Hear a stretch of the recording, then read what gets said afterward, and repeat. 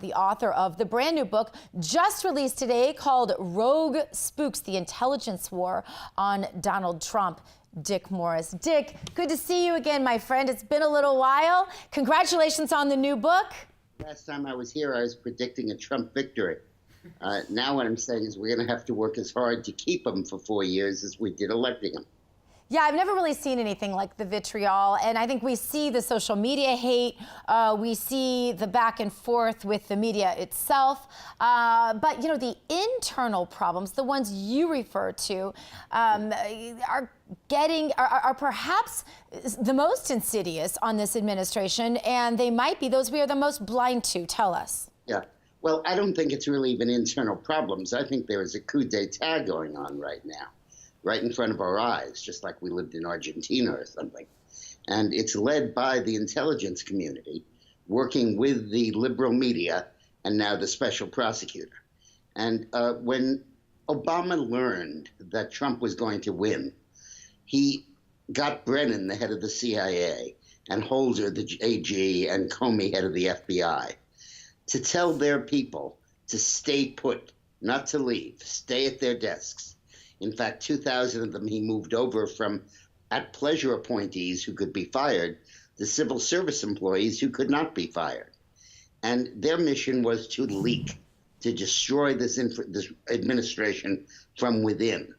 And the pretext they used was the idea of collusion between Putin and Trump, even though just yesterday the head of the CIA station in Moscow said there was no collusion.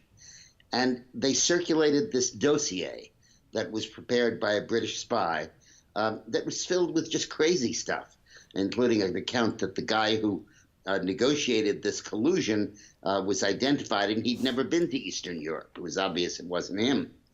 And then Comey orchestrated a series of leaks designed to convince people that this was happening. The big one was on Valentine's Day of this year. Valentine arrived, an article in the New York Times that said that the FBI had overheard Russian intel officials talking to Trump campaign people and plotting this collusion. Comey admitted 4 months later that that never happened, that that was just misinformation or disinformation. And when all of this piled up, Trump called Comey in and said, hey, I want you to fight terrorism, drugs, opioids.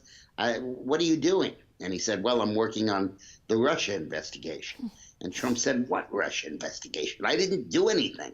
For God's sakes, I'm the president, you're head of the FBI. I'm directing you to go out and work on these priorities that we want.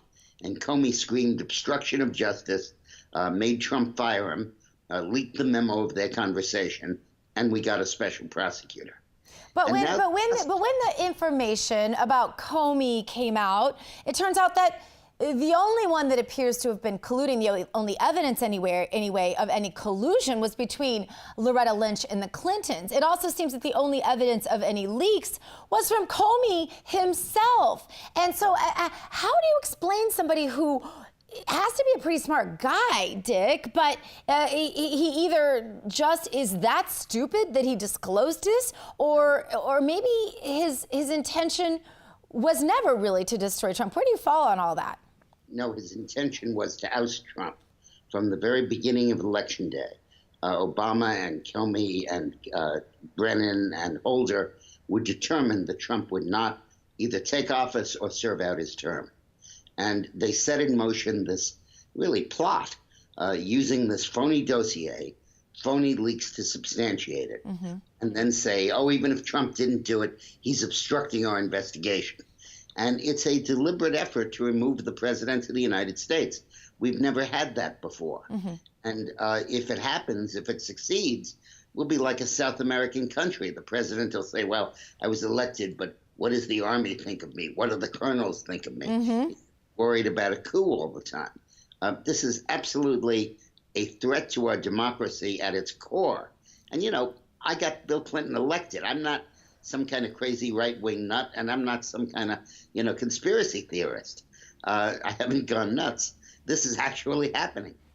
So how do we combat this? I mean, you're really talking about the demise of our republic, Dick Morris. How do we combat this? It seems like the accusations and the hate is just flying at this president and his administration so fast that it's hard to see how he's going to get anything done.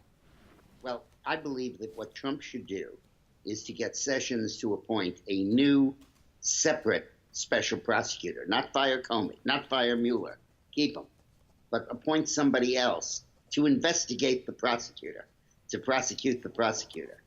Because everything that has come out from Mueller has been an illegal leak.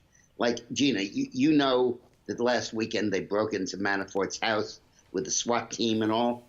Well, Manafort didn't have a press conference to disclose that. Mueller leaked it, and that's illegal.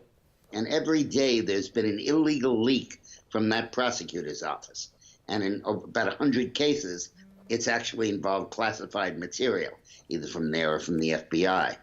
And Trump should demand an investigation, have Sessions appointed independent counsel, and put Mueller on the defensive.